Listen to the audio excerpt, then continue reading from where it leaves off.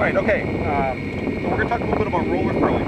At least for me, for this year, roller furling is a fairly straightforward project because it involves little work on my part, which is a good thing with all the stuff I'm doing.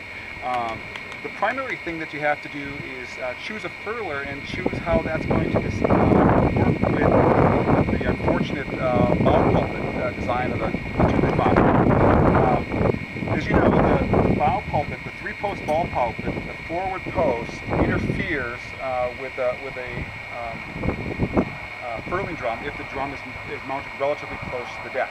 And so you've really got a couple of different options to deal with that. Option number one is to say, I'm just going to put a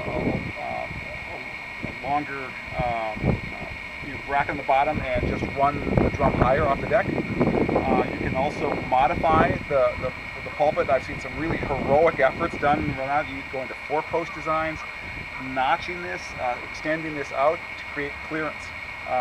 The other option is kind of a middle ground, which says just use a smaller drum furler. And that's one of the reasons I went with the CDI FF2. The other reason is that I've never heard anyone say anything bad about them at all. Everyone that I know that has one likes it. And the drum is very small. It's only 3 3/4 inches across. And you can actually use the existing toggles, the tabs here, to mount the drum. It just has to go into the last hole, which means it's going to be 2 inches higher than the hole that you were using before.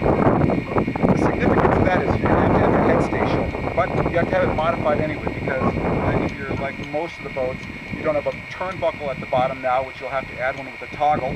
So that's a good time to get it shorter. Free by the turnbuckle. Just have it mounted to the top of the stay. And you need to have one of these toggles put in, and that will decrease the overall length of the wire by another 1.25 inches.